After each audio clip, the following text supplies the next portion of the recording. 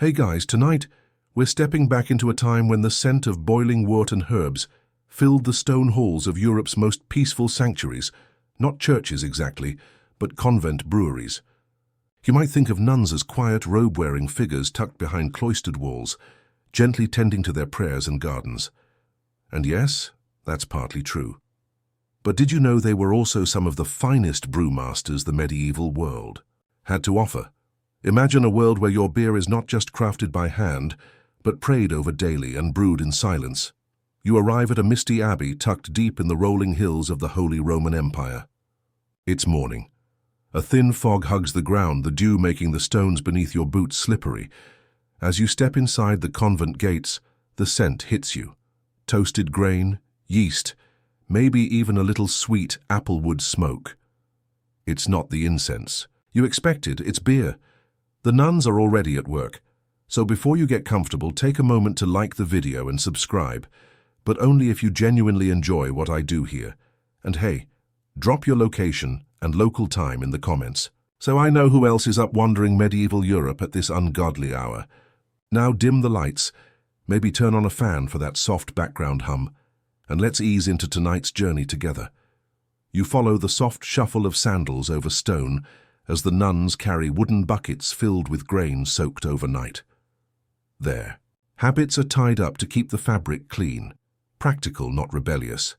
A few of the older sisters joke in hushed tones, their laughter warm. This is a place of prayer, yes, but also of practice. And one of those practices, brewing top-tier beer. Medieval monasteries get all the glory when it comes to old beer making. Everyone knows monks with their big copper kettles and meticulously kept brewing logs. But historians often overlook their female counterparts, nuns who not only brewed for themselves, but for weary travelers, nearby townsfolk, and, of course, the sick. It wasn't just a drink, it was liquid bread. In fact, beer was often safer to consume than water, especially in towns plagued by questionable wells and wandering livestock. In the abbey's open-air brew yard, you're handed a thick wooden ladle. A nun gestures toward a vat, where a cloudy mixture bubbles gently. It smells warm and alive, like sourdough starter mixed with honey and fresh grass. This, she signals, is the mash, grain and water, heated just enough to activate the enzymes that will break down the starch into sugar. It's the first step in the sacred cycle of beer. You stir slowly. The paddle is heavier than expected, and the bubbles spit little flecks of warm mash onto your sleeve. The nun chuckles quietly. You're now an apprentice brewer. Sort of. Brewing was an act of devotion here. Each step, malting, mashing, fermenting, racking, was accompanied by quiet prayer. The process itself was rhythmic and meditative. You hear a group of sisters chanting from inside the chapel as steam rises from the kettles. The sound is distant, like a lullaby through time. And let's be real, you probably wouldn't survive this schedule. These women woke before dawn, worked until dusk, and still made time for the full cycle of canonical prayers.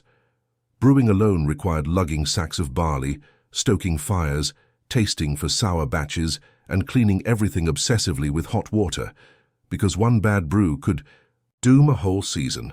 Still sound romantic. Here's a mainstream fact you might find surprising.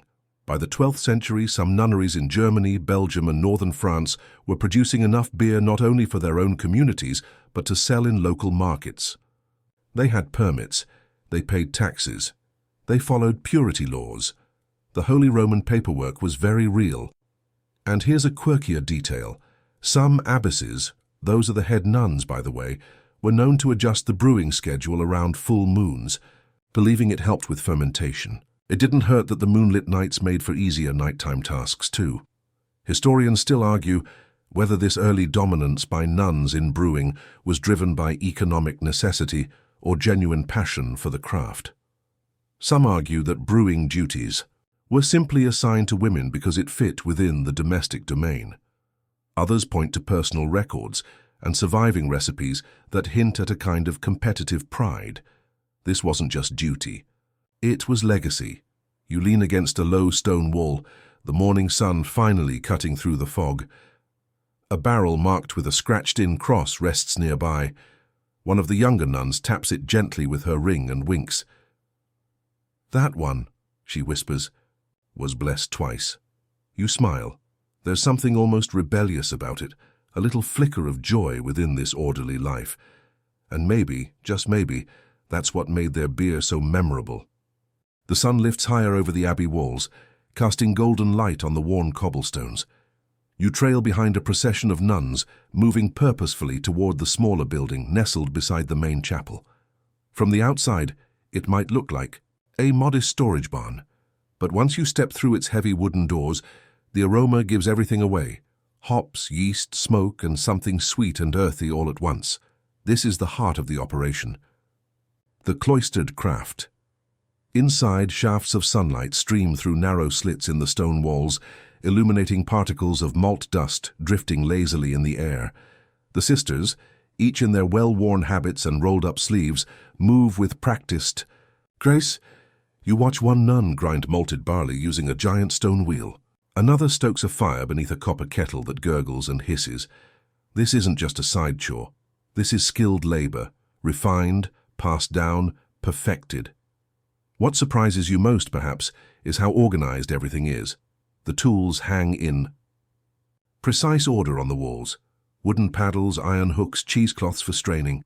Shelves of handwritten recipe scrolls line one side of the room, many bearing notes in the margins. Less sage this season, too sharp, or try Groot blend again next Advent. One scroll even has a smudged drawing of a smiling sheep. Brewing, apparently, also has its mascots. You take a moment to breathe it all in. This isn't chaos.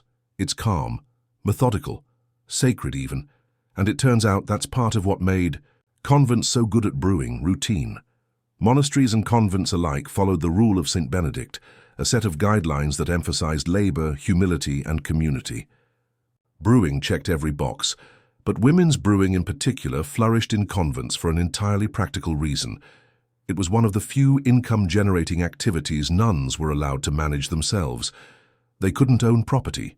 They couldn't marry, but they could brew, and they could sell that beer. Some convents even became financially independent thanks to their beer trade, supporting not just the nuns within, but the poor and sick in surrounding villages. Mainstream. History likes to give monks all the brewing medals. Sure, they kept detailed brewing logs and had sprawling vineyards, but nuns were out here tweaking hop ratios and quietly shaping European beer culture from behind stone walls. They just didn't publish as much. Typical. You peer over a nun's shoulder as she lifts the heavy lid from a wooden fermentation vessel. A wave of sweet warmth hits you. Bubbles rise lazily in the thick brownish liquid. It's alive, the yeast doing its work. A wooden sign beside it reads, "Patience is part of the process." Fitting. Here's a fun fringe fact for you. Some nunneries used unusual additives like marigold petals, mugwort, even wild rosemary in their beers, long before hops became the default. These Groot blends were thought to offer medicinal benefits and occasionally mildly psychoactive effects, which might explain why some prayer sessions got enthusiastic. Historians still debate just how wide the influence of these nun-brewed beers truly was. Some claim their recipes laid the groundwork for certain regional styles. Others argue their impact faded with time, but fragments of their notes and surviving brew logs suggest real creativity and finesse. They weren't just following recipes, they were inventing them. You sit on a wooden bench while a young novice pours you a small cup from an earthenware jug. It's warm, slightly cloudy, with a toasty, sour scent. You sip. It's nothing like modern beer, thicker, earthier, but strangely comforting, like something that would pair well with candlelight and whispered prayers. Across the room, two sisters share a quiet laugh over a spilled scoop of hops. The abbess walks in, not scolding, just watching. There's a sense of pride here, not vanity. Just that quiet dignity of knowing your craft is good and your intentions are better. You wander over to a windowsill where glass bottles sit, each labeled with the name of a saint. Some are filled with golden liquid, others dark and opaque. A note on one says, "St. Brigid Strong Ale, too hearty for Lent." You try not to laugh. These women had rules and ways to bend them gently. There's something strangely modern in it all, the sustainability, the science, the slow food ethic. These weren't just pious women boiling barley, they were chemists, entrepreneurs, and artists in woolen robes. Their days were long, their tasks repetitive, but their work mattered. As the bell in the chapel tower rings for mid-morning prayers, you follow the sisters out, hands still tinged with the smell of malt and smoke. The brewing room dims behind you, its copper pots glowing faintly in the morning light. And now the next phase begins: fermentation, filtration, and of course sampling. But that, my tired traveller, is a tale for the next step in your sleepy little pilgrimage. You follow the nuns into the courtyard, where birds chirp lazily beneath the wooden eaves.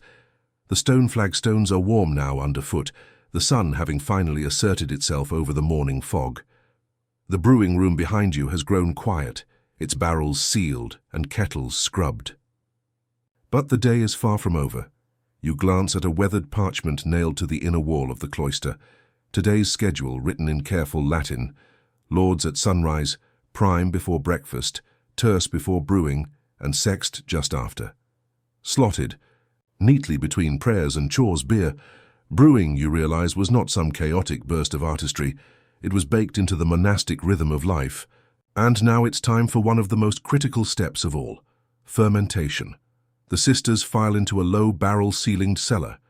The air shifts instantly, cooler, damp, and thick with the scent of yeast. You breathe in the funk of 1,000 Gebas batches. It's both ancient and oddly familiar, like sourdough left to rise in a clay pot on a rainy day. Wooden casks line the walls in solemn formation. Some are sealed, others bear handwritten notes with curious phrases. Blessed. On St. Hildegard's Day, do not tap wasp incident. Sister Margareta, the brewmistress, gestures for you to help lift the lid off a newly filled tun. You brace yourself. Fermenting beer isn't exactly perfumed, but what hits you is surprisingly pleasant: apple, clove, and the unmistakable twang of live yeast doing its invisible dance. The foam atop the brew gently pulses, rising and falling in slow motion, like the breath of a sleeping giant. Here's your mainstream history dose. Fermentation in medieval convents wasn't merely practical, it was spiritual. The nuns believed in divine transformation, both in body and in spirit. So watching grain and water turn into something nourishing and slightly intoxicating, that was theology in action, a miracle, bottled and capped. Sister Margareta dips a ladle. Into the foam draws a small sample and holds it up to the light streaming in from the single narrow window. Not ready, she murmurs, but patient beer is blessed beer. You can't help but note the blend of science and mysticism in her voice. These women may not have used words like Saccharomyces cerevisiae, but they knew what they were doing. They learned to feel fermentation the way you might feel weather in your bones. Temperature changes were managed by instinct and thick stone walls. Time was measured in prayers, not timers. Now here's your quirky tidbit for the night. Some convents had what you might call fermentation guardians, one nun assigned to sleep near the cellar during the critical days of brewing. Her job: listen for strange gurgles, watch for foam overflows, and yes, shoo away curious rodents. One story from a 14th century German abbey tells of a nun named Clara who claimed the Virgin Mary visited her in the cellar and smiled approvingly at the bubbling barrels. Whether that was divine intervention or carbon dioxide inhalation is still, shall we say, open to scholarly debate. You watch as the nuns place a few sprigs of wild thyme atop one barrel, not for flavor, they explain, for protection against. What, you ask? They laugh softly and shrug. Spirits, spoilage, same thing. Historians still argue whether this part of the process was more superstition than science. But the results spoke for themselves. The beer kept well, tasted rich, and earned the convents a reputation that often outshone their male monastic rivals. And let's be honest, if time and a whispered prayer kept the spoilage down, who's to judge? In one corner you find a curious arrangement: 3 small barrels stacked in a pyramid, each plugged with a wooden spigot carved into the shape of a goat. A nun taps the top one and pours you a finger's worth. This, she says, is early brew, barely. Fermented, barely drinkable, and entirely essential to test. You take a sip, warm, fizzy, a little aggressive. You cough. The sisters giggle, politely of course. "Now you know why we bless the second batch twice," one of them says, "but even this half-brew rough and raw tells you something important. It's not just about the finished product. The process matters. The steps, the rituals, the care, they all live inside the flavor. This beer, like their lives, is built on repetition, reverence, and a dash of quiet rebellion." You rest against one of the barrels as the abbess reads over a parchment recipe. For the next feast day's ale, it calls for dried plums, cinnamon bark, and something listed only as the cordial root. Mysterious, probably delicious. You glance at her expression, focused, maybe even a little mischievous. You get the feeling this abbess isn't afraid to push a few boundaries. As the sisters start sealing the barrels for rest, one of them lights a small candle near the cellar door. "For the yeast," she says, "they work best with a little warmth." You smile, suddenly grateful for your blanket, your pillow, and your modern plumbing. You've walked among the best beer brewers in Europe tonight, and they wore habits, not aprons. Their tools were simple, their results? Legendary. The cellar door creaks closed behind you. The cool stone corridor stretches ahead. Next stop, the ale taster's trial. And trust me, she doesn't get paid enough for what's coming. You step lightly through the cloister's side passage, the chill from the fermentation cellar still clinging to your sleeves. Outside, the sun has reached its peak, and the abbey hums with purposeful quiet. Nuns tending herb gardens, hanging, linen to dry, or copying manuscripts by the window's pale light. But your next destination is far less serene. You're headed to the smallest and strangest duty in the abbey, the ale taster's chamber. Now let's set the scene. Tucked behind the refectory, where the sisters eat in silence beneath wooden beams and flickering candlelight, there's a narrow alcove with just one small wooden bench, a squat table, and 3 jugs, no labels, no clues. This is where Sister Johanna, the convent's designated ale taster, begins her unusual workday. She greets you with a tired smile and a wooden cup. You notice faint blotches on her sleeves, tiny brown specks, evidence of yesterday's misjudgment. "Today is a strong one," she says, in a voice far too calm for someone who's about to risk gastrointestinal havoc for the greater good. You sit beside her as she pours from the first jug. The color is nice, amber, slightly cloudy, with a soft layer of bubbles dancing at the surface. She takes a small sip, holds it on her tongue, then swishes it like a wine critic at a royal court. "Balanced," she says, before scribbling a note with a quill. Now here's your mainstream historical fact. Beer tasting in medieval convents was a formalized role. These women weren't just taking sips and guessing. They had specific criteria: clarity, flavor, texture, and most importantly, signs of spoilage. And since refrigeration was, well, non-existent, spoilage was a daily concern. Her bad batch could sicken an entire abbey. Now your quirky tidbit. There are documented cases of ale-tasting nuns keeping pet birds, canaries, sparrows, that were offered tiny drops of beer first. If the bird chirped and flew about, the batch was safe. If the bird fell over, let's just say the sisters poured that barrel out and made the sign of the cross. Sister Johanna? She prefers her own taste buds, though she confesses to chewing a sprig of parsley afterward, for balance. She moves on to the second jug. This one has a suspicious smell, something between vinegar and regret. She sips, makes a face, and calmly places it aside. "That one needs prayers," she mutters, half joking. You ask how often she gets a truly bad batch. "Maybe once a month," she replies, "usually after storms. The yeast gets moody when it rains." Historians still argue whether patterns genuinely influenced medieval fermentation quality, or if it's just a poetic superstition passed down through generations. Some researchers claim barometric pressure shifts could affect wild yeast behavior. Others say the nuns just liked having something to blame besides themselves. Either way, it's oddly comforting to know even centuries ago, people blamed the weather for their kitchen disasters. The final jug is dark, almost opaque. A heavy brew reserved for feast days. Sister Johanna takes a cautious sip, then closes her eyes. Strong, warming. Hints of juniper, I think. This one will keep the sisters singing through Compline. You imagine a row of nuns, slightly tipsy. during evening prayers, harmonizing just a little too confidently. The image warms you from the inside out. A bell rings in the distance. Sext, the midday prayer. Sister Johanna gathers her parchment and leaves the last bit of the feast brew for you. You take a cautious sip. It's surprisingly smooth, with notes of roasted barley and something almost chocolatey. Not bad for something made in a stone kitchen with no thermometer, no bottling equipment, and no yeast packets. Before she goes, she offers one last bit of wisdom. Tasting is about more than safety. It's about memory. If a batch reminds me of something, the herbs from my mother's stew, or the smell of the garden in spring, I know it's good. The soul remembers. Flavor even when the recipe forgets. You're left alone in the alcove, sipping slowly. The candle on the table flickers gently. Outside, the soft rustle of wind through lavender bushes. You might not be a nun or a brewer, or even particularly religious. But in this moment, you understand the peace of tending something, testing it, and offering it to others with care. Even if it gives you indigestion, now that you've passed the tasting phase with minimal internal damage, it's time to see where all this ale actually goes.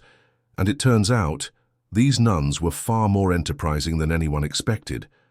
You make your way back into the open courtyard, a little warmer now with that last brew in your belly, just enough to give your steps a touch more bounce, or maybe just a little extra sway. Around you, the abbey is alive with quiet purpose.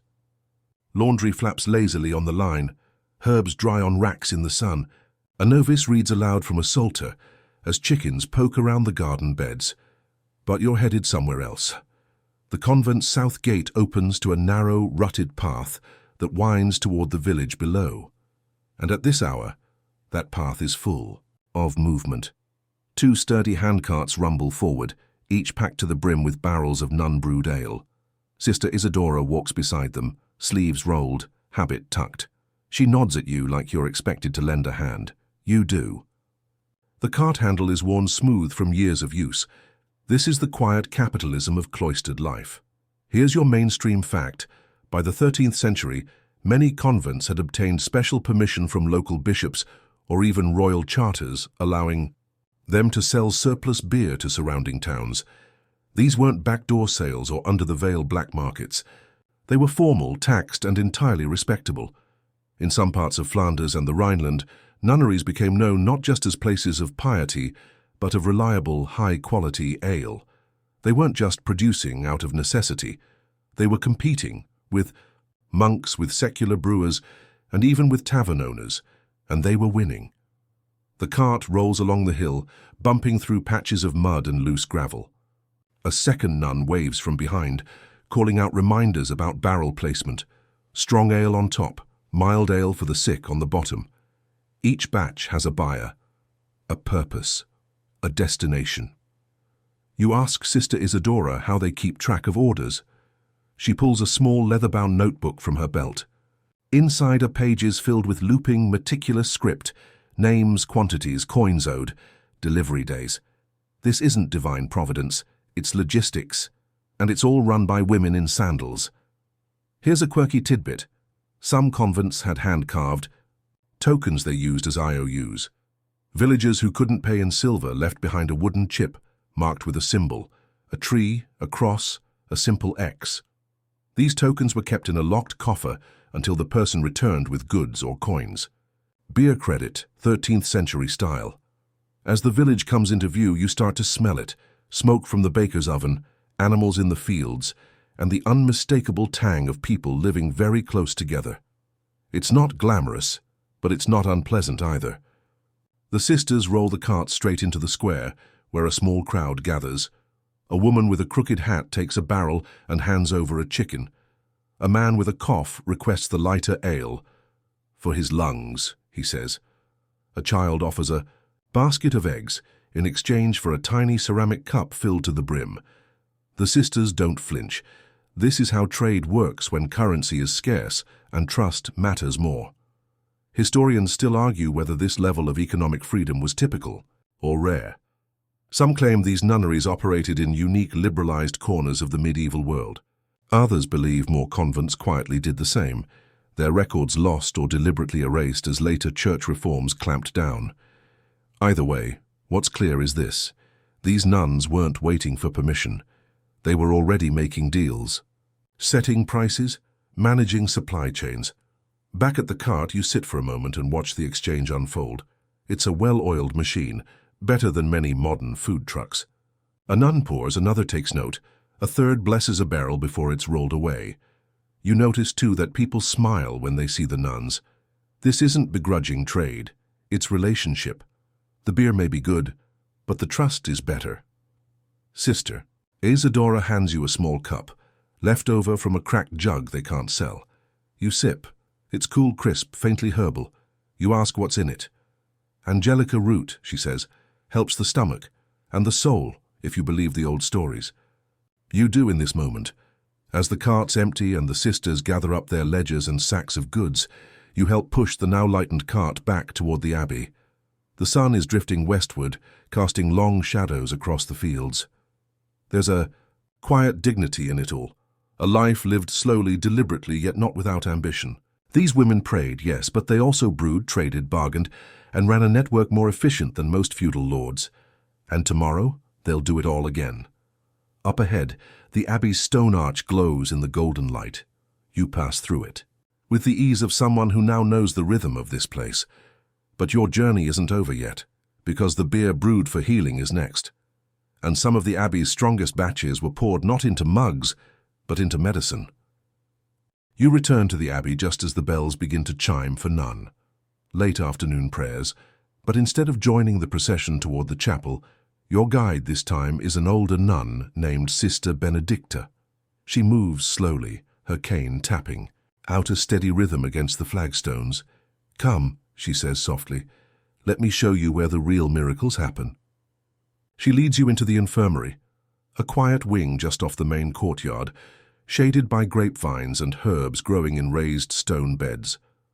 The door creaks as you enter, revealing a long room bathed in golden light. Beds line the walls, each covered in rough linen.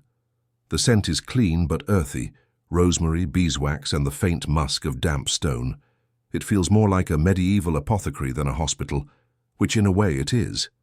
Sister Benedicta gestures to a wooden table near the window, where several bottles and clay cups are arranged beside dried herbs and folded cloths. This, she says, is where beer becomes medicine. Here's your mainstream fact. In medieval Europe, beer was often used as a delivery system for medicinal herbs. Convents brewed special batches known as tonics or restorative ales, infused with ingredients like fennel, yarrow, comfrey, and even wormwood. These weren't recreational drinks. They were prescribed for everything from fever to fatigue to melancholy. She pours you a small taste from one of the bottles. It's bitter, almost aggressively so. That one's for the bowels, she explains, with a smile far too serene for what she just said. You nod respectfully and set the cup down with great care. In one of the beds nearby, an elderly man sleeps, his breath soft and shallow. Sister Benedicta checks his pulse, then dips a cloth into a bowl of ale steeped with feverfew and lavender. She presses it gently to his forehead. And now for your quirky tidbit. Some nuns believed that ale brewed during particular feast days had amplified healing powers, especially if blessed by a priest and stirred only clockwise. There's even a surviving recipe from a French convent that required the brewer to chant a psalm with every turn of the paddle. It's unclear if this helped the sick, but it definitely kept the rhythm going. Historians still argue whether these medicinal beers were genuinely effective or if the placebo effect and a lack of clean water did most of the work. But what's certain is that people believed in them. Villagers would travel miles to obtain a small jug of holy ale from a respected convent, and some batches were so popular that the recipes were kept secret, passed only from abbess to abbess. You run your fingers along the edge of a leather-bound book on the infirmary shelf. Inside are pages upon pages of brewing notes mixed with patient records. A few pages are marked with faded stains, drops of ale, or perhaps tears. Hard to say. One entry reads, Sister Marta's winter ale, infused with mullein, gave comfort to the coughing brothers. Brew again come Michaelmas. Another simply says, Brother Hugo, no ale. Told him 3 times, keep sneaking it anyway. You smile, Life here, as always, is a mix of sacred and silly. Sister Benedicta sits for a moment on a stool beside the window. She tells you about a time long ago when a deadly fever swept the nearby village. We brewed without rest, she says, day and night. The abbess told us to stir until our arms gave out. And when we delivered it, people lit candles in their windows, not for prayer but to tell us who needed more. Her eyes glisten, not with sadness but with memory. You glance around the infirmary. There's no steel, no screens, no sterile whiteness. And yet it's not primitive, it's personal, crafted, full of care. Every bottle labeled with looping script, every herb bundled with twine, every cup set with purpose. Before you leave, she hands you a small vial of amber liquid. Not for drinking, she says, for remembering. You tuck it in your pocket, oddly touched, because in a world that often blurs the line between comfort and cure, the nuns of this abbey drew no such distinction. Their ale warmed the body, quieted the pain, and reminded the soul that someone was watching over it, even if that someone wore a stained apron and brewed in silence. You exit the infirmary into the golden hush of late afternoon. The shadows are longer now. The heat of the day has broken. And as you walk back toward the cloister, your steps slower, your mind softer, you wonder, what other rules did these women break or bend in the name of care? Turns out, quite a few. Next stop, the forbidden cellar. You make your way back into the open courtyard, a little warmer now with that last brew in your belly, just enough to give your steps a touch more bounce, or maybe just a little extra sway. Around you, the abbey is alive with quiet purpose. Laundry flaps lazily on the line, herbs dry on racks in the sun. A novice reads aloud from a psalter as chickens poke around the garden beds. But you're headed somewhere else. The convent's south gate opens to a narrow, rutted path that winds toward the village below. And at this hour, that path is full of movement. 2 sturdy handcarts rumble forward, each packed to the brim with barrels of nun-brewed ale. Sister Isadora walks beside them, sleeves rolled, habit tucked. She nods at you like you're expected to lend a hand. You do. The cart handle is worn smooth from years of use. This is the quiet capitalism of cloistered life. Here's your mainstream fact. By the 13th century, many convents had obtained special permission from local bishops or even royal charters allowing them to sell surplus beer to surrounding towns. These weren't backdoor sales or under-the-veil black markets. They were formal, taxed, and entirely respectable. In some parts of Flanders and the Rhineland, nunneries became known not just as places of piety, but of reliable, high-quality ale. They weren't just producing out of necessity. They were competing with monks, with secular brewers, and even with tavern owners, and they were winning. The cart rolls along the hill, bumping through patches of mud and loose gravel. A second nun waves from behind, calling out reminders about barrel placement. Strong ale on top, mild ale for the sick on the bottom. Each batch has a buyer, a purpose, a destination. You ask Sister Isadora how they keep track of orders. She pulls a small leather-bound notebook from her belt. Inside are pages filled with looping, meticulous script, names, quantities, coins owed, delivery days. This isn't divine providence, it's logistics, and it's all run by women in sandals. Here's a quirky tidbit. Some convents had hand-carved tokens they used as IOUs. Villagers who couldn't pay in silver left behind a wooden chip marked with a symbol, a tree, a cross, a simple X. These tokens were kept in a locked coffer until the person returned with goods or coins. Beer credit, 13th century style. As the village comes into view, you start to smell it, smoke from the baker's oven, animals in the fields, and the unmistakable tang of people living very close together. It's not glamorous, but it's not unpleasant either. The sisters roll the cart straight into the square, where a small crowd gathers. A woman with a crooked hat takes a barrel and hands over a chicken. A man with a cough requests the lighter ale. For his lungs, he says. A child offers a basket of eggs in exchange for a tiny ceramic cup filled to the brim. The sisters don't flinch. This is how trade works when currency is scarce and trust matters more. Historians still argue whether this level of economic freedom was typical or rare. Some claim these nunneries operated in unique liberalized corners of the medieval world. Others believe more convents quietly did the same, their records lost or deliberately erased as later church reforms clamped down. Either way, what's clear is this: these nuns weren't waiting for permission. They were already making deals, setting prices, managing supply chains. Back at the cart, you sit for a moment and watch the exchange unfold. It's a well-oiled machine, better than many modern food trucks. A nun pours, another takes note, a third blesses a barrel before it's rolled away.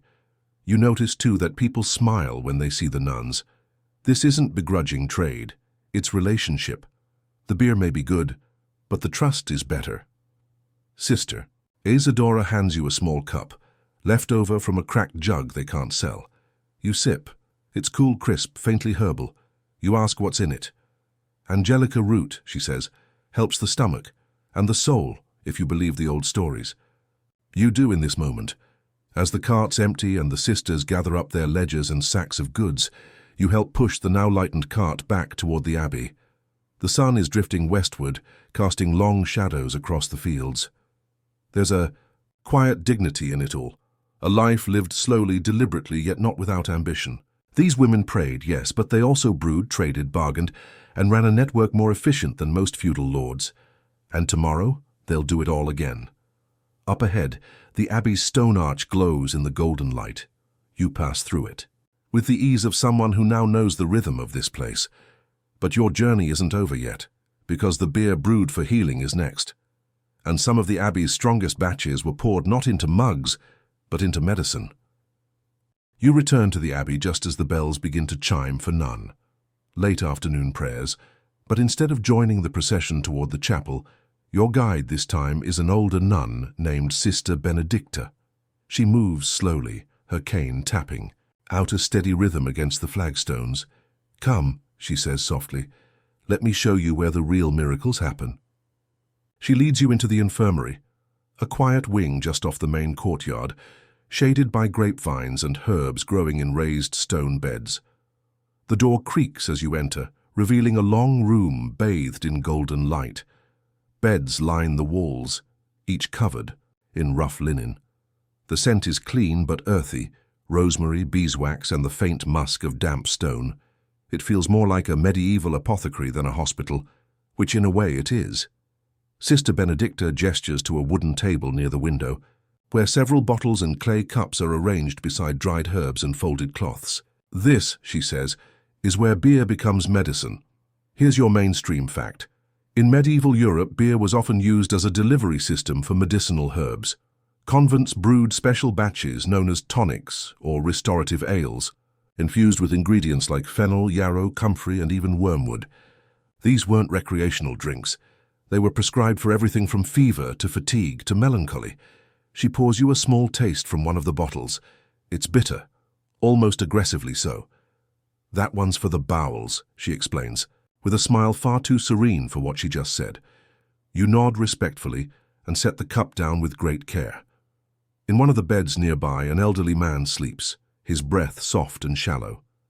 Sister Benedicta checks his pulse, then dips a cloth into a bowl of ale steeped with feverfew and lavender. She presses it gently to his forehead. And now for your quirky tidbit. Some nuns believed that ale brewed during particular feast days had amplified healing powers, especially if blessed by a priest and stirred only clockwise. There's even a surviving recipe from a French convent that required the brewer to chant a psalm with every turn of the paddle. It's unclear if this helped the sick, but it definitely kept the rhythm going. Historians still argue whether these medicinal beers were genuinely effective or if the placebo effect and a lack of clean water did most of the work. But what's certain is that people believed in them. Villagers would travel miles to obtain a small jug of holy ale from a respected convent, and some batches were so popular that the recipes were kept secret, passed only from abbess to abbess.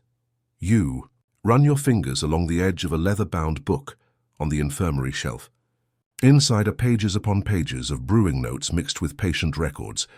A few pages are marked with faded stains, drops of ale, or perhaps tears. Hard to say. One entry reads, "Sister Marta's winter ale, infused with mullein, gave comfort. To the coughing brothers. Brew again come Michaelmas. Another simply says, Brother Hugo, no ale. Told him 3 times, keep sneaking it anyway. You smile. Life here, as always, is a mix of sacred and silly. Sister Benedicta sits for a moment on a stool beside the window. She tells you about a time long ago when a deadly fever swept the nearby village. We brewed without rest, she says, day and night. The abbess told us to stir until our arms gave out.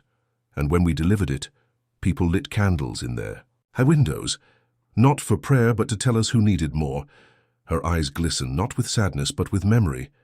You glance around the infirmary. There's no steel, no screens, no sterile whiteness. And yet it's not primitive, it's personal. Crafted, full of care. Every bottle labeled with looping script. Every herb bundled with twine. Every cup set with purpose. Before you leave, she hands you a small vial of amber liquid. Not for drinking, she says, for remembering. You tuck it in your pocket, oddly touched, because in a world that often blurs the line between comfort and cure, the nuns of this abbey drew no such distinction. Their ale warmed the body, quieted the pain, and reminded the soul that someone was watching over it, even if that someone wore a stained apron and brewed in silence. You exit the infirmary into the golden hush of late afternoon. The shadows are longer now. The heat of the day has broken. And as you walk back toward the cloister, your steps slower, your mind softer, you wonder, what other rules did these women break or bend in the name of care? Turns out, quite a few. Next stop, the forbidden cellar. You follow a narrow hallway lined with faded tapestries, each depicting saints' harvests and, amusingly, a goose in what appears to be a choir robe. You don't ask. At the end of the passage, a heavy door waits, framed by ivy and crowned with a small wooden crucifix. Sister Cecily, younger than most, appears with a ring of old keys. She grins, not mischievous exactly, but with that twinkle you've come to recognize in this abbey, the glint of gentle rebellion. She turns the key with a practiced hand, and the door creaks open. A staircase descends into cool darkness. You're not supposed to see this, she says, but then you've already tasted the parsley ale, you're halfway in. Down you go. The forbidden cellar is nothing like the orderly brewing room upstairs. Down here the air is damp, the light dim.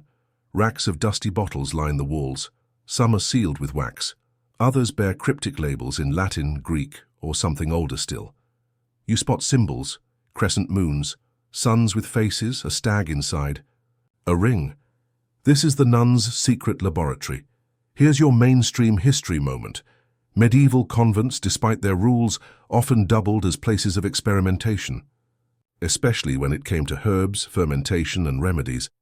Brewing by the book meant following guidelines, but down here, under the cloister's foundations, a different kind of brewing thrived, one unrecorded in official ledgers. Sister, Cecily holds up a lantern. We experiment here, she whispers, sometimes for flavor, sometimes to remember. You spot a row of barrels marked only with dates and initials. That one, she points, was Sister Agnes's final batch. She said it tasted like candlelight. You're not sure what that means, but you'd probably drink it. Here's your quirky fringe fact. Some nun brewers believed that certain prayers or chants, when recited at specific stages of fermentation, could alter the ale's effects. Not its flavor, but its mood. A calming draught for anxiety. A more enthusiastic batch for feast days. One abbey even documented a brew called the Dreamer's Pint, said to induce gentle visions if consumed before sleep.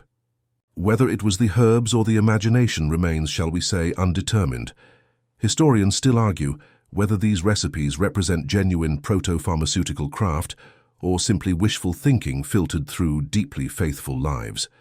Some believe these hidden ales played a role in spiritual rituals. Others think they were early forms of botanical medicine, trial, error, and repeat. You notice a sealed scroll pinned to the beam above a barrel. The ink has faded, but you can make out the title Aqua Clara, for clarity of thought and vision. Beneath it, to be brewed only during Lent, use sparingly. Sister Cecily runs her finger along the edge of one bottle. We don't sell these, we don't serve them in the refectory. They're shared quietly when needed. You ask who decides when they're needed. She shrugs. the abbess, or the moment. You peer into a dark corner where one solitary cask sits alone. A candle has long since melted beside it. "We don't open that one," she says, suddenly serious. "Why not? It's complicated. You don't press further. Some stories are better sipped slowly, or not at all." As you head back toward the stairs, she offers you a tiny glass, from a bottle marked only with a star. The liquid is golden, glowing faintly in the lamplight. You sip. It tastes like warm honey, fennel, and something ancient, like wood smoke caught in a memory. It lingers, not heavy, but insistent. Not intoxicating, just awake. You thank her. She locks the cellar behind you. Back in the open air, you realize the abbey has more layers than its stone walls reveal. Above, prayer and obedience. Below, experimentation and subtle defiance. This wasn't just a place of worship. It was a sanctuary for knowledge, intuition, and quiet innovation. These women weren't brewing just to survive or to trade. They were tasting the divine in every drop, whether anyone else believed it or not.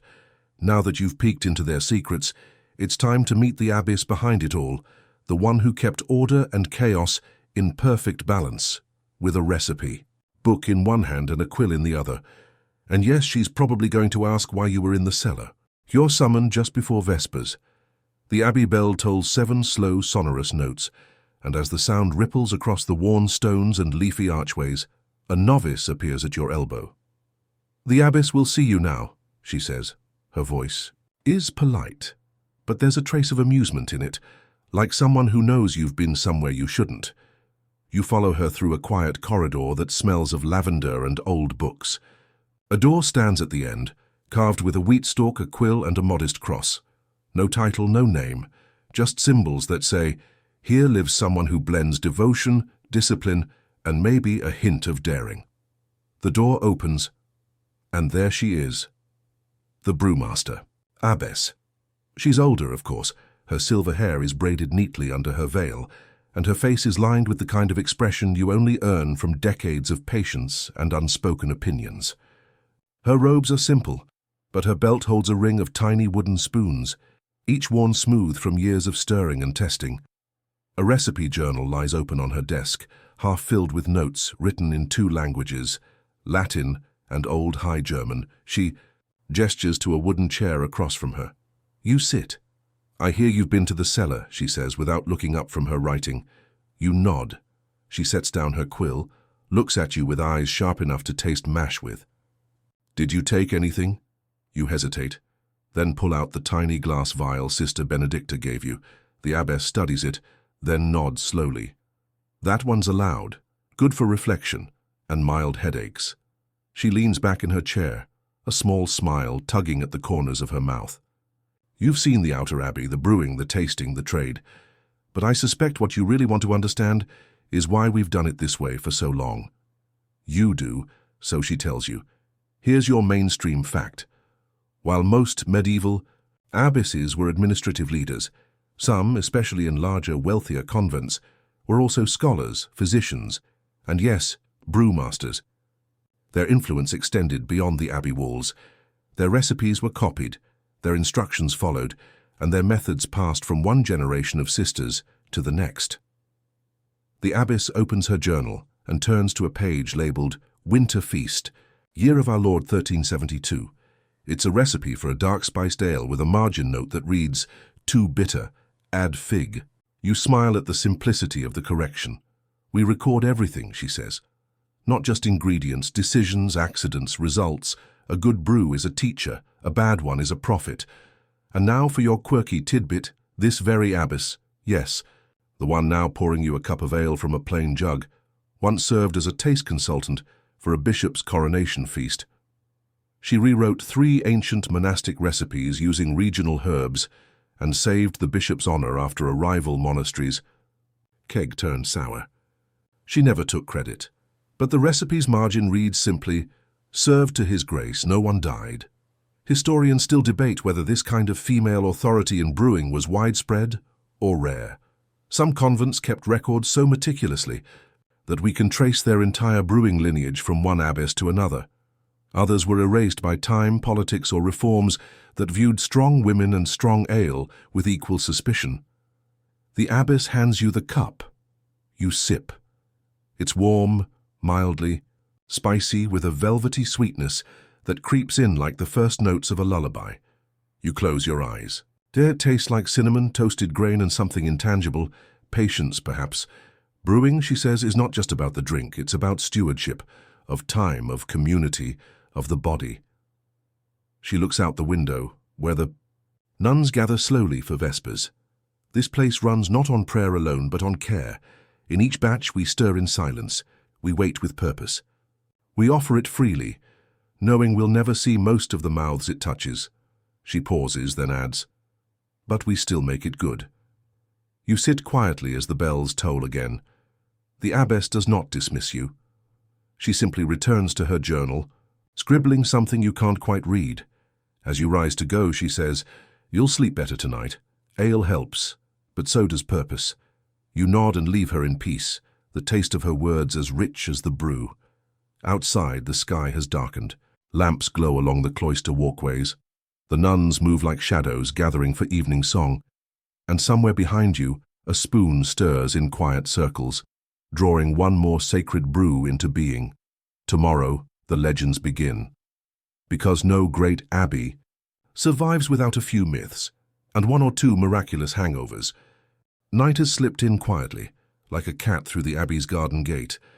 The sky overhead is velvet blue, freckled with stars, and the air carries the chill of brewing season. You wander the cloister paths slowly, feeling the quiet soak into your bones. Most of the sisters have retired, their silhouettes drifting away into cells lit by flickering candles. But your path leads toward the dining hall, or what's left of it tonight. Inside, a long table holds the remnants of supper, crusts of bread, a few soft cheeses, and yes, several half-emptied pitchers of ale. But something's different. At the far end, a group of nuns huddles close, their heads bowed, not in prayer but in hushed laughter. You drift closer. One of them, a novice with a lopsided braid, leans in to tell a story. Her voice rises just enough to carry, and then Sister Adelaide swore she saw St. Bridget herself holding the mash paddle. Twice blessed, she said. Tasted like oranges. The nuns erupt into stifled giggles. Ah yes, now we've entered the realm of legends. Here's your mainstream fact. In many convents, certain brews were associated with miracles, omens, or saintly interventions. Whether these were tales passed down for spiritual encouragement or simply excellent marketing is unclear. What's clear is that stories grew like hops, wild, resilient, and a bit tangled. You sit near the edge of the table, listening as one tale gives way to another. Sister Imelda once dreamed of the Virgin Mary sipping strong ale by the hearth. Sister Clare claimed her hangover vanished after praying with her hands inside a cooling mash tun. And somewhere in the archives is a letter to a bishop detailing a beer that glowed faintly at night, only to be dismissed as blessed fermentation. Now your quirky tidbit, there's an enduring convent myth of the ever-pouring keg, said to have flowed without running dry for 12 days during a long winter siege. Scholars doubt it. The nuns, they toast it every year on the same date with their strongest batch. Coincidence? Unlikely. Historians still argue whether these stories were metaphors, morale boosters, or just creative exaggerations after 1-2. Many sips. But here in the candlelight, surrounded by soft laughter and the clink of wooden cups, you start to understand something deeper. The beer was never just beer, it was community in a cask. A way to tell stories, honor memories, and cope with the long winters and longer silences. Sister Cecily, yes, from the forbidden cellar, leans over and offers you a cup. We call this one Bridget's Mischief, she says, eyes twinkling. It changes flavor if you don't say thank you before you drink it. You nod solemnly. Thank you. The taste is strange. Not bad, just unexpected. A blend of sweetness and something floral. She raises a brow. Lavender, maybe? You shake your head. Rosemary? Still no. Marjoram? She laughs. Exactly. It's different for everyone. The nuns begin to drift back to their quarters, Leaving behind only a soft trail of footprints and a few nearly empty pitchers, you help gather the cups, stacking them gently beside the hearth. The embers glow warmly, casting soft shadows on the stone walls. You ask if the legends are ever written down. Sister Cecily shrugs. Some are. Most live in the brewing itself, passed by taste, by mistake, by laughter. And as you make your way out into the courtyard again, you realize even myths can ferment. Tomorrow's batch may taste different. The stories may shift. The brew may change. But the essence, the ritual, the reverence, the shared memory remains. And tonight, you've become part of that lineage, even if just for one story, one sip, one sleepy stroll under starlight. But don't get too cozy yet. There's one more tale you need to hear about rival monks, bitter hops, and the most polite feud in brewing history. By dawn, the mist curls low across the abbey gardens like it's not quite ready to get out of bed. Birds chirp softly in the distance, and the nuns begin their morning prayers with voices that drift gently through the cold air like steam off a warm brew. But today's brew has a bit more bite to it. You're walking with Sister Matilda, who has a reputation for being, let's say, direct. Her sleeves are already rolled, and she carries a bucket in each hand like they're part of her anatomy. She leads you not to the main brewing yard, but to a smaller, slightly older structure built of darker stone, tucked behind the chapel. This, she says, dropping the buckets with a dull thud, is where the real war began. You raise an eyebrow, she nods gravely. The monks next door. Here's your mainstream history lesson. Monks and nuns often lived in separate but nearby religious communities. Both orders followed similar rules, both brewed beer, and both thought firmly that they brewed it best. And while records of formal competitions are rare, the quiet tension between monastic brewmasters was very real. Some monks accused the nuns of making beer too soft, too herbal, not enough strength. Nuns, in turn, accused the monks of favoring bitterness over balance, ale for the prideful, one abbess famously wrote. You peer into the shadowy little brewing shed. It's filled with small casks, sample jugs, and what looks suspiciously like a scorekeeping slate. Scratched lines and initials mark victories. SM, Sister Matilda, versus Factor Hugo. Informal, she says, but very serious. Now, for your quirky tidbit, a preserved letter from the 14th century details a friendly beer exchange between a convent and a neighboring abbey in Bavaria. Each sent a barrel to the other during Easter. One came back untapped. The nuns called it an insult. The monks replied, it was too medicinal. A third barrel, flavored with honey and wild rose, resolved the matter. Sort of. Historians still debate whether this inter-monastery rivalry improved beer quality or just encouraged increasingly theatrical, passive-aggressive recipes. One theory suggests that these rivalries were essential to the refinement of certain regional brewing styles, with each side pushing the other to innovate, just to save face. Sister Matilda points to one of the casks and pours you a small measure. This one's called Reconciliation, she says. Half monk recipe, half nun. Took 4 seasons and 1 broken paddle to get it right. You sip, it's balanced. Rich and malty, but with a surprising brightness at the end. You tell her so, she nods. That was the rosemary, my idea. Don't tell Hugo. You sit together in the brewing shed as the morning sun filters in through the latticework windows. Dust dances in the light, and the faint clinking of metal spoons echoes from the convent kitchen nearby. She tells you about the brewing contests they used to hold before Lent. Nothing formal, of course, just quiet swaps of labelled jugs and whispered critiques. We had a point system, she says. Subtlety, warmth, clarity, aftertaste, theological symbolism. You laugh, but she's only half joking. We once docked points because someone named their batch Redemption Through Fermentation. Too preachy. She stands, brushing off her robes. You know what really bothered the monks, she says over her shoulder as you head back into the courtyard, that we could brew as well as they could, while also running the infirmary, the gardens, and singing 5 services a day. You stop. Were the monks jealous? She smiles. Of course, but they'll never admit it. As you walk back toward the main abbey, you see the deliveries already lining up for the morning trade. A few villagers linger near the gates, hoping to get their hands on a fresh jug of Bridget's mischief or saintly sip. Sister Matilda turns to you one last time. We weren't brewing to win. We were brewing because it made people feel whole.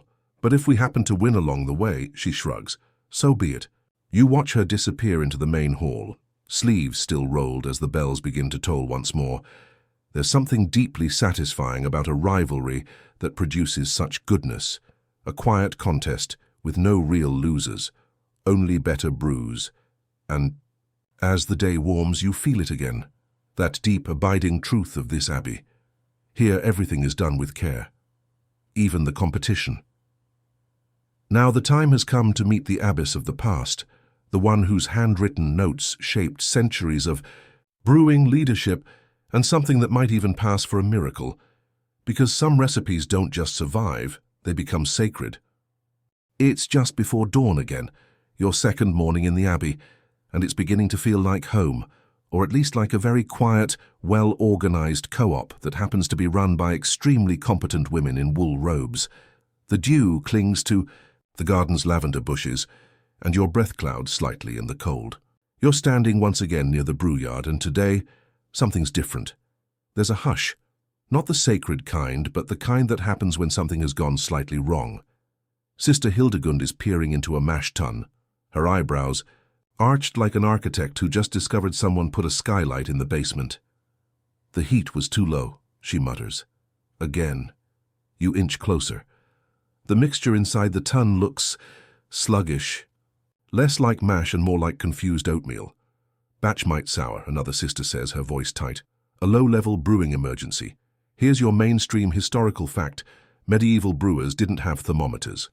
Everything relied on touch, sound, and smell.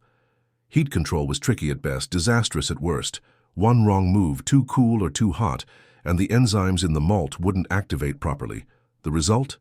A slow, sickly fermentation, or no fermentation at all. And in a place where every drop of ale mattered, for health, for trade, for prayer, you couldn't afford a bad brew. Sister Hildegund makes a decision. Get the herbal fix. That's when you hear a phrase you didn't expect. Fetch the coriander countermeasure. You blink. It turns out the nuns have contingency plans, a set of herbal blends meant to salvage an iffy batch. Coriander, lemon balm, even elderflower. Sister Colette dashes in with a small linen pouch and begins stirring it in with long, patient strokes. Now for your quirky tidbit. Some abbeys developed entire rescue herbals, collections of specific plant mixes that could rebalance the flavor or fermentation of a beer that had gone sideways. Recipes were guarded carefully and passed down only after a novice had proven they could identify every ingredient by scent alone, even blindfolded. Historians still argue whether these fixes were truly effective or just aromatic wishful thinking. Some experts claim the herbs had antimicrobial properties that helped suppress spoilage. Others say it was more about masking the flavor. Either way, it worked well enough for the abbeys to keep using them, and to keep every barrel from becoming pig feed. You watch the sisters gather around the tun as the coriander blend dissolves. They stir, they sniff. One dips a clean spoon in and sips thoughtfully, then nods. It's saving. A soft cheer, not quite a cheer, more of a polite ripple of relief passes among them. The crisis has been averted. You help carry the tun lid back into place, securing it with heavy stones. The mixture inside will ferment slowly now, aided by prayers and a second chance. That's when Sister Colette leans over and whispers, "You never met a true brewer until you've watched one save a doomed mash with nothing but confidence and coriander." You laugh. You believe her. Later, as the sun climbs and the brew room begins to warm again, the nuns break for their brief breakfast. Porridge, apples, and yes, a small cup of yesterday's ale. Just a taste. Enough to bring warmth to their bellies before the day begins in full. You sit beside them, listening to the low murmur of morning conversation. Some discuss which herbs will need drying before winter.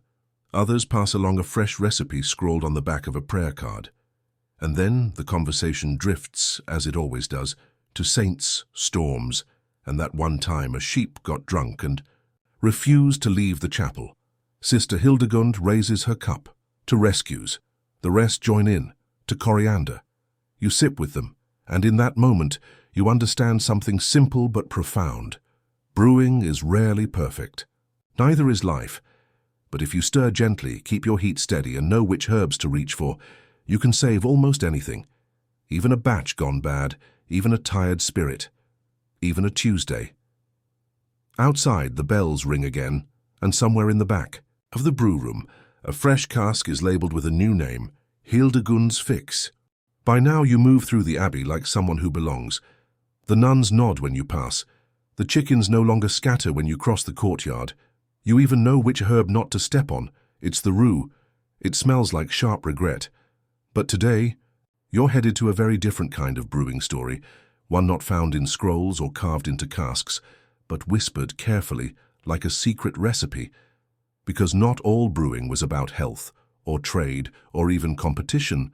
Some of it was for courage. You're led by Sister Agnes, tall, weathered, with hands stained by decades of wort and ink. She's silent until you reach the edge of the orchard wall, where the stone gives way to a soft slope overlooking the fields.